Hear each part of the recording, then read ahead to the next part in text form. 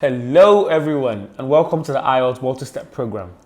Today we're going to be shooting the reaction video to a practice speaking test that was conducted by a native English speaking examiner and a test taker from a country in Asia.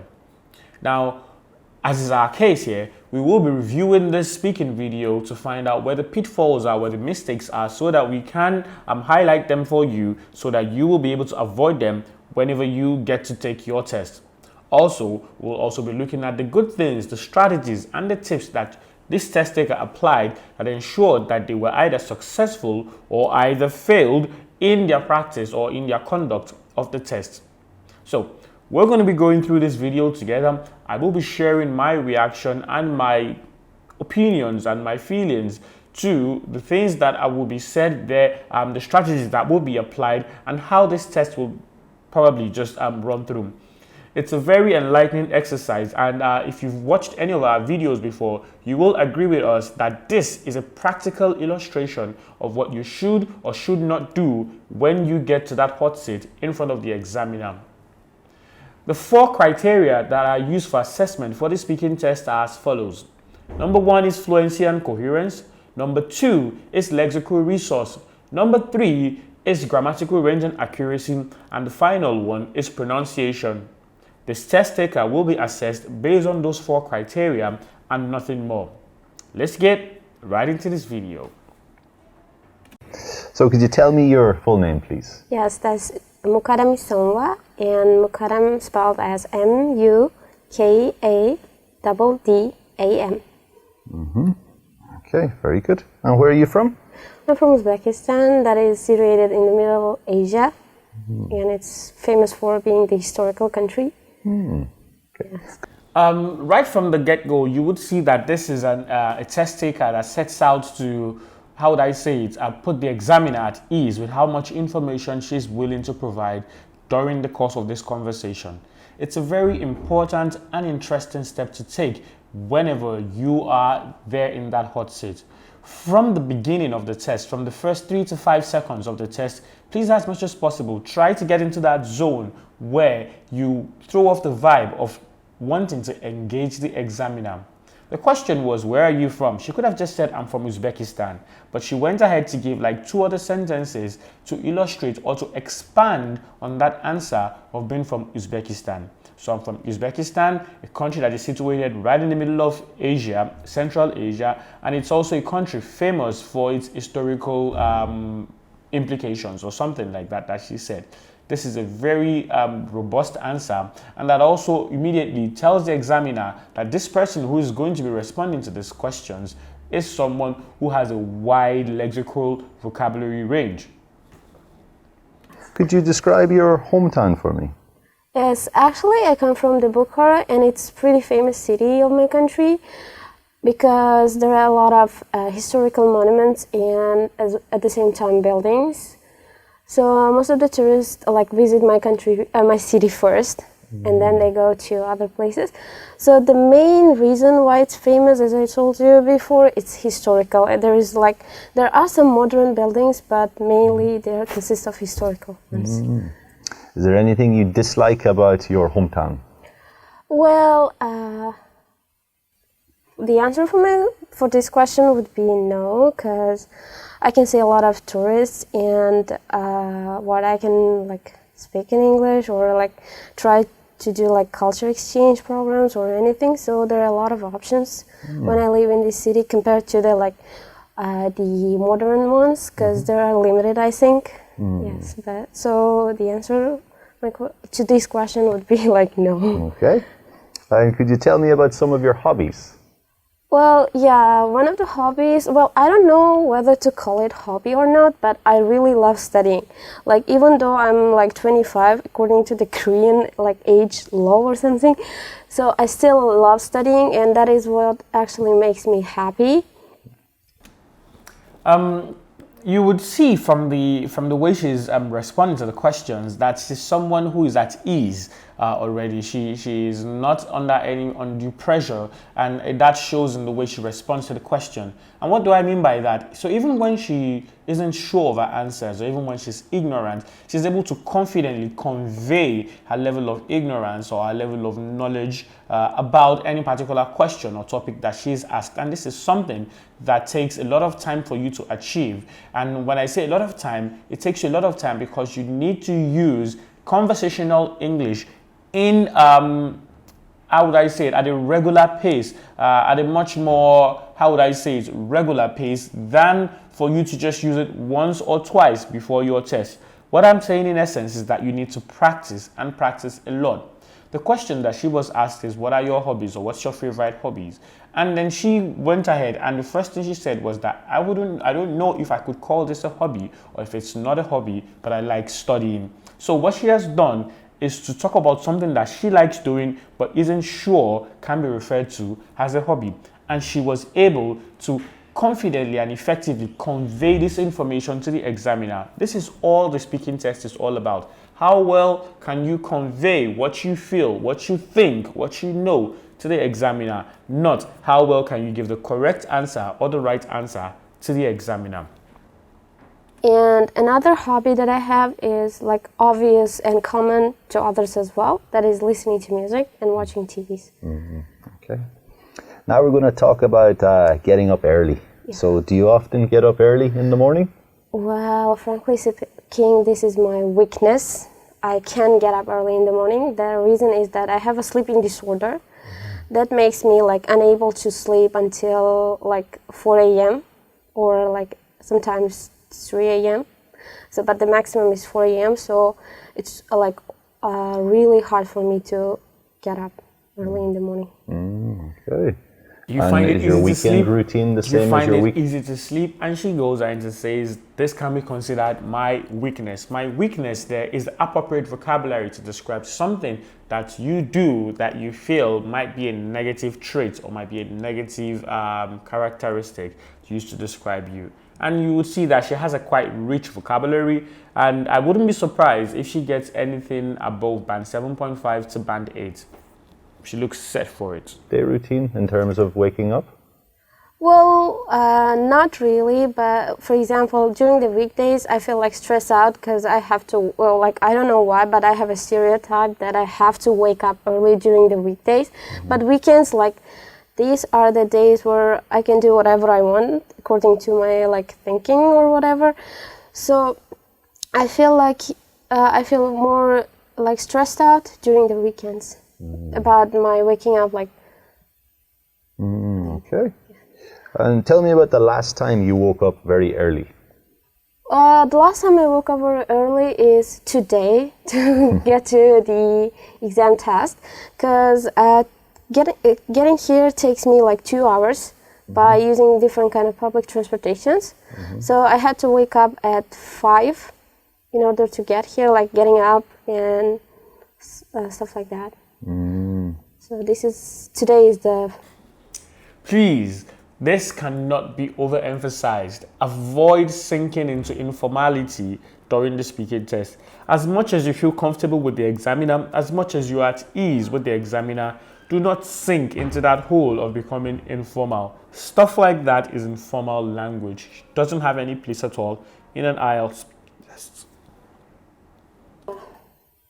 The day that I have to mention. Right. And is breakfast important to you in the morning? Well, yeah, because I used to be chubby and I had to take different kind of like health. I had to go to different kind of places to discuss about my health, like the doctors, the people, like experts who work on this field. So they always recommended me to skip the dinner, but always follow on. They always recommended me? Nah, that didn't just come out the way she probably wanted it to come out. Earlier on, she said, I take different types of public transportations. So you would notice a couple of errors that are quite easy to actually overlook, but I'm very sure the examiner would have noted them. I've been able to note like 4 different instances where she made those vocabulary errors. So I'm looking at how this will affect our overall performance. And this is just a part 1, so it's too early to tell. Breakfast, so yes, breakfasts are quite important for me. Okay. And do you think, in general, people these days get enough sleep? Well, thinking about it, I don't think that they are getting like enough sleep. Looking at the people that I know, they're always like worried about their future, because the people I know are the younger ones in the generation, and they're always worried about their studies. They're always worried about their future, so that's why they keep like studying, and also they love playing games, computer games usually. So they spend all night like playing computer games. All right, perfect. I'll do this for part one. We'll go on to the second part of the test now. Lovely. I'm going to give you a bit of paper. Okay. So yeah, there is your part 2 question. There's a pen for you. Thank you. I'll give you 1 minute now to take some notes. Okay, so you can begin. Okay, that's 1 minute now. Thank you. Good. So, okay, I'll start by answering to the question of a good decision that I made, and what is it? So So our question is about a good decision that she made and what that decision is about. Because we're not shown the cue card, we would not be able to identify all the prompts that are associated with this particular question. So let's see how she would handle this, a decision that she's made, a good decision that she has made. So here, I usually consider part 2 the most important part of the test, because here you have practically all the level of control that you need over the whole communication process. The examiner gives you the question, you have like up to a minute to jot down the things you're going to say, to prepare what you're going to say, and then you are allowed to respond between 60 seconds to 2 minutes without any interruption from the examiner. Obviously, at this part, you have complete control over the whole process, so you should, as much as possible, try to put your best foot forward. Fluency is a big deal here, because there's nobody interrupting you, so we'd like to see how fluent you are, how coherent and how cohesive your response will be. The decision I made was about the challenge. That actually, I challenged myself to read books, like 3 books in a month. And when I started it, I think I have to say that it was the end of my semester, and that was November. The reason why I decided to read 3 books in a month was because I saw a psychiatrist, and I was in the early stages of the panic disorder, and you know, if I do not recover from it, that will have a disastrous the consequence in the future. Therefore, the psychiatrist decided me to do something that I really like. So the psychiatrist decided me. So we're seeing where a challenge usually is. So I think it's mostly in the use of verbs. So the verbs that she's not using the appropriate words, the appropriate prepositions, the appropriate collocations with the verbs, and that's where a challenge usually comes from. So out of the 5 to 6 errors that I have identified, 4 of them are actually errors that have to do with verb usage. So let's see how she goes ahead to wiggle out of this type. I love studying and I love reading, therefore I decided to read books and challenge myself, and the result of it was quite astonishing. So far I have finished like 6 books, because I started in November and it's already like 2 months and a half.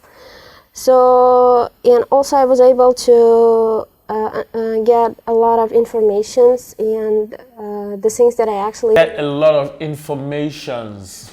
I don't know why people keep messing that up. The word information does not come with an S, irrespective of if it's plural or singular. Same with furniture. I didn't know, and also it made me much happier, and now I feel that my time isn't wasted, and I don't feel pressured or like stressed out as I used to be. And I think that reading books is also important for people, because it always helps them to learn and get something useful, and it's never a waste of time or something. So that's the reason why I think I'm gonna continue doing this challenge for myself. And I think, yeah, rather than watching movies that I used to do, and it made me stressed out because I usually like look at the people and I feel like I'm just a like loser or something. But reading the books, I'm finding out that there are like people who are having the same problems with me, but still like trying to move on. Yeah. Okay, that's 2 minutes now. Not bad. Fluency wasn't bad. She was able to flow. She was able to connect those words. But tenses, verb usage, vocabulary errors, those are the major things that I noticed. And let's see if the examiner would have noticed that also too. Perfect.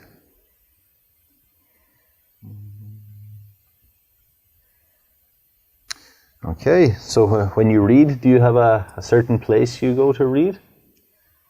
Yeah, like I am kind of an introvert person, so it's not like common for me to be in front of the public or in front of the... She said she's an introvert person. Isn't that supposed to be I'm an introvert? Like I said, vocabulary. crowded places, so I prefer like my house or the place where it's like super silent or yes. I don't like noise. Yeah. Great.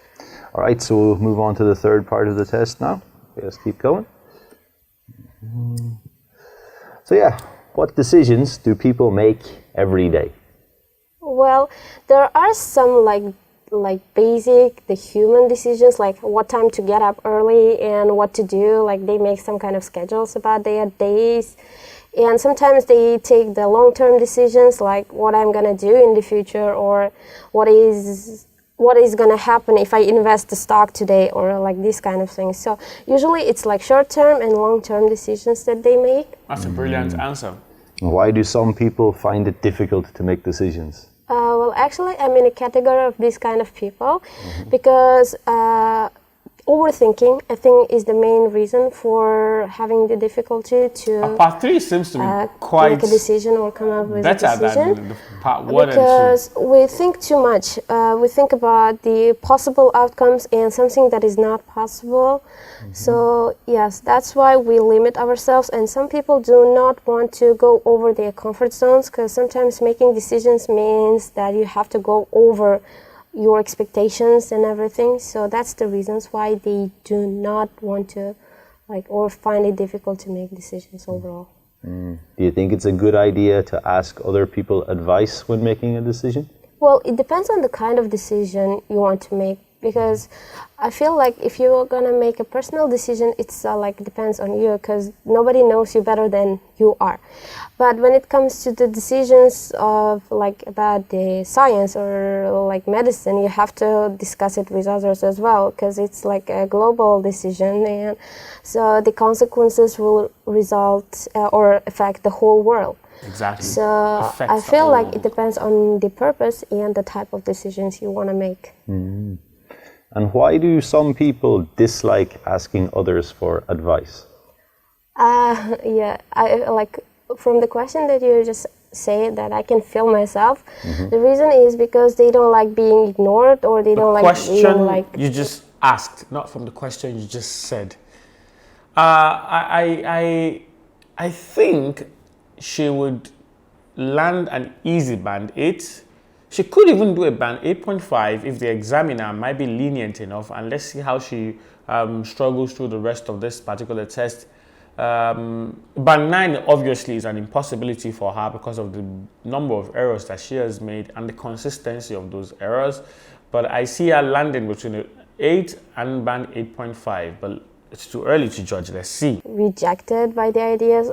For example, I wanted to go to another country, but my parents rejected this idea, saying that South Korea is the safest country to go for, and I was really stressed. South Korea is the safest country to go to, not to go for. So you can see the little errors that turn out to affect our overall performance. So if you're one of the people who fall into this category, please, as much as possible, try to start having conversations in English and then noticing those things and being intentional about avoiding them. Sad and upset, but yeah, that was actually my decision in my life. That's what I thought. But yeah, as you can see, it's the safest, considering the COVID-19 in other cases. Indeed. So yeah. And can children make decisions on their own? Well, I think that children are still young and they are not experienced as their parents or their teachers. So I feel like to answer no to this question, because sometimes they want something just for their own desire and they don't know about the consequences. Therefore, like parents, knowing everything, they can help and they can guide them. They actually in the age that they need a hand to hold and a voice to guide. So therefore, I think that children... They're actually in the age, they're actually at the age when, so yeah, prepositions. Are not still able to make decisions on their own. Yeah, so like the parents and teacher or the people who are responsible for them are the ones who must help them to make a decision or something. Yeah, so do you think parents should make the decision for them or help the children make the decision? Well, I'll go for the second option, because helping. Because sometimes like parents just want their own desires, like, okay, I want my son or my daughter to be a doctor. And let's say the child is interested in some kind of like arts, and usually this is the case. Parents reject their children who are interested or talented in art just because they think that it's not a good way of earning money in the future. Therefore, it's gonna stress out the kids. And I read books and I saw my friends who were like pressured by their parents, having like losing both their talents and interest in life. So I think like the role of the parents is just to help and guide. It's not like they should not like force their kids to follow their decisions also. I'm impressed. And what are some of the reasons people change their decisions? There can be like A some lot of reasons. controllable and uncontrollable reasons. For example, uncontrollable reasons can be the weather and the situations. Like for example, I wanted to go to another country, but because of the COVID-19, I can't, and it's not out of my it isn't something that I can control. It's out of my control. Therefore, the weather and some kind of like political or the social like problems, such as like some kind of wars between countries that they can affect this. That's something and you cannot another control. reason why people change their decision can be like financial situation of theirs and sudden and unexpected like incidents. Is it me or she uses the word like or not? Perfect. We're done. All right. So that was a good test. Yeah, you were very Let's get the comfortable. feedback. So I'd say your score today would be, I'd say 8.5. There's 4 things were graded. 8.5. 8.5. Is that debatable? Yes, well, I put her within that range of 8 to 8.5, but I think I would rather settle for a band 8 for her. Even though she turned out to be quite knowledgeable and her answers were quite on point, there were a lot of errors. So for every 3 sentences that she made, one of them was bound to have at least one error. And I think that wouldn't really amount to a band 8.5. I think that should definitely be a band 8. But you see, this is not my test. I'm not the examiner. I'm not the one on the hot seat. So I'm probably sure that the examiner has his reasons. So if you're interested in learning the reasons why the examiner decided to put out an 8.5 instead of a band 8, definitely do watch this video till the end and listen to the feedback that the examiner will give. I'm very sure that one of the reasons why she got to band 8.5 will be the vocabulary errors that she has made. So that's my tip for you today. Please, if you're someone who knows that you have all the knowledge in the world, you have all the how would I say, the big words to use, but you see the small things, do not forget them also. The small things are prepositions that go with your verbs, the words that go with your verbs. Decided, I decided to go there, not I decided on go there, not I decided for go there. Little errors like this are things that can significantly drop your overall performance in the IELTS, and you do not want to be found wanting when you get to that hot seat and those errors start popping up. Till I come time again next time, please, as much as possible, subscribe to our channel, watch the videos, and practice the tips that you get from the videos. And that's the only way that I can assure you that your IELTS journey will be a success.